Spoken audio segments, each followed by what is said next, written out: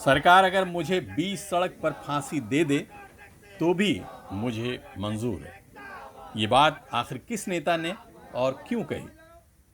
दरअसल इस नौजवान नेता को ऑटो और टैक्सी वालों की परेशानी से इतना दुख पहुंचा कि उसने कहा कि अब मैं इनकी लड़ाई को मुंबई से दिल्ली ले जाऊंगा। मैं चक्का जाम करूंगा और एक बड़ा आंदोलन शुरू करूंगा। सरकार मुझे जेल में सड़ा दे या फिर 20 सड़क पर फांसी दे दे। देखिए, ऐसा है, सरकार चली गई। जो सरकार थी, आदरणीय ठाकरे जी की जो सरकार थी, उसने हमसे वादा किया था कि ये सारे कार्यों को हम करेंगे। अब आदरणीय ठाकरे जी की सरकार चली गई है, नई सरकार आ गई है। अब तो डबल इंजन की सरकार है। हमारे देश के प्रधानमंत्री जी बोलते हैं कि डबल इंजन की सरकार काम करती है, तो मुझे भरोसा है कि भाई जब डबल इंजन की सरकार है तो हमारे ऑटो टैक्सी वाले भाइयों का 20 रुपये ज़रूर कम हो जाएगा। इसी इरादे के साथ हम सारे भाई इकट्ठा हुए हैं और वचन देते हैं कि जब तक सरकार से हम 20 रुपये कम नहीं करा लेंगे, ये आंदोलन थमने का नाम नहीं लेगा। चाहे ये हमको जो है बीच रोड में फांसी दे दे, मुझे वो मंजूर है। मुंबई के टैक्सी वाले सीएनजी की बढ़ती कीमत और आरटीओ के कानून से बहुत परेशान हो गए हैं। अब उनके सामने आंदोलन का ही एक रास्ता बचा है। प्रॉब्लम ये है कि हम लोगों को फाइन का सबसे ज़्यादा प्रॉब्लम है कि हम लोग अगर कहीं पे भाड़ा भी उतार रहे हैं तो भी पीछे से फ़ोटो मार दे रहे हैं, अगर पैसेंजर बिठा रहे हैं तो भी फ़ोटो मार दे रहे हैं। कहीं पे अगर नो पार्किंग, चलो वो तो ठीक है कि हम लोग नो पार्किंग में खड़े हैं तो वो फाइन मारते हैं, तो चलो समझ ठीक है। लेकिन अगर कंपनी का हॉर्न है तो भी फाइन मार दें, हज़ार रुपया फाइन आ रहा है उसका।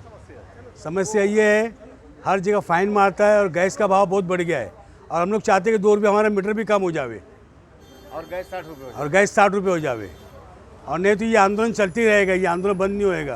अभी कितना बढ़ गया? अभी 80 रुपये किया है, पहले 86 था, अभी 8 दिन पहले 80 रुपये किया है। हमारी सरकार से गुजारिश है कि हमारा मीटर जो है 25 रुपये है और ये सीएनजी 50 रुपये में थी, आज सीएनजी 80 रुपये पहुँच गई और मीटर 25 है। हम 25 ही मीटर रखेंगे, लेकिन सीएनजी का रेट 60 रुपये होना चाहिए। और बोलेंगे तो हम 2 रुपये और मीटर अपना घटा देंगे, लेकिन सीएनजी 80 रुपये में हम नहीं चल पाएंगे, क्योंकि अगर 80 रुपये का हम कमाई करते हैं तो एक तरफ भाड़ा मारते हैं तो दूसरी तरफ से खाली आ जाते हैं, तो पूरा गैस का ही पैसा चल जाता, बचता नहीं कुछ, 1 रुपया नहीं बचता। हर ड्राइवर, हर मालिक शाम को जहाँ 200-400 रुपया लेके जाता था, उसके पास 100 रुपया नहीं भी बचता गैस डालने के बाद। और दूसरी बात, फाइन इतना ज़्यादा मारे, अगर हम पैसेंजर छोड़ रहे हैं कहीं तो पीछे से आके फ़ोटो मार रहे हैं और उसके बाद हमको मालूम भी नहीं पड़ रहा है। जब मैसेज आता है तब मालूम पड़ता है कि हमको फाइन 500 लग गया।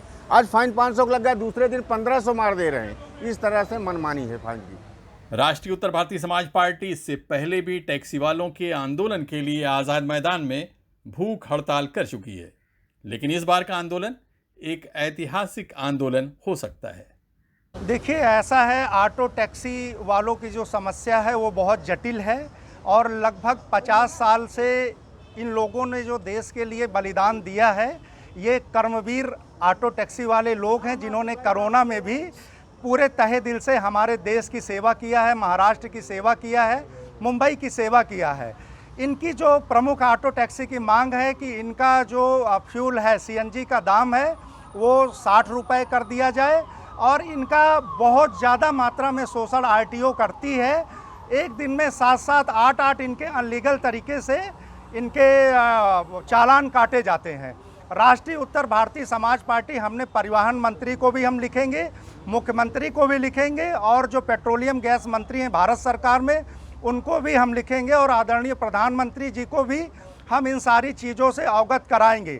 राष्ट्रीय उत्तर भारतीय समाज पार्टी जब तक ऑटो टैक्सी वाले भाइयों की मांग पूरी नहीं होती है, हम किसी भी स्थिति में जाने के लिए तैयार हैं। वो चाहे जेल भरो आंदोलन हो, वो चाहे महा आंदोलन हो या चक्का जाम हो, मुंबई से लेकर के दिल्ली तक हम लड़ाई लड़ने के लिए अब तैयार हैं। जब तक इनकी मांगें पूरी नहीं होंगी, राष्ट्रीय उत्तर भारतीय समाज पार्टी और संयुक्त ऑटो रिक्शा यूनियन हमारे साथ आकर के हम लोग ऑटो टैक्सी के लिए लड़ाई लड़ेंगे और ऑटो टैक्सी वाले भाइयों को मजबूत करने के लिए, इनके बच्चों को मजबूत करने के लिए राष्ट्रीय उत्तर भारतीय समाज पार्टी हमेशा तत्पर है।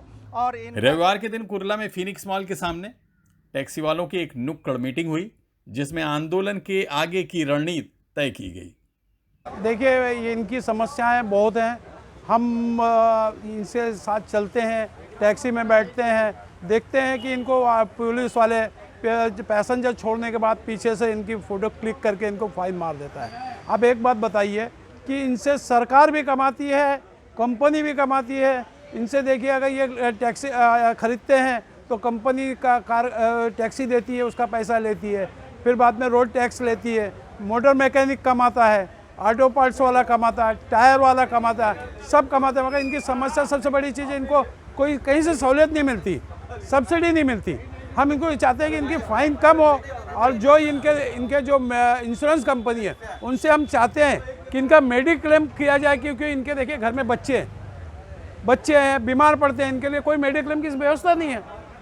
उसी के अंदर मेडिक्लेम दिया जाए कि कम से कम ये दवा दारू अपना बच्चों का कर सके। तो टैक्सी बेचनी पड़ती है, घर बेचना पड़ता है, बड़ा वो हो जाता है। तो हम यही मुंबई शहर के टैक्सी और ऑटो चालक राष्ट्रीय उत्तर भारतीय समाज पार्टी के बैनर तले इकट्ठा होकर पूरे शहर में चक्का जाम आंदोलन करके अपने आंदोलन को आगे बढ़ाने के विषय में बहुत गंभीरता से सोच रहे हैं। ऑटो टैक्सी जिंदाबाद, ऑटो टैक्सी जिंदाबाद, ऑटो टैक्सी एकता, ऑटो टैक्सी होना चाहिए। हमारी मांगे पूरी हो, हमारी मांगे पूरी हो, हमारी मांगे पूरी हो। चक्का जाम करेंगे, प्रेस 9 न्यूज़, मुंबई।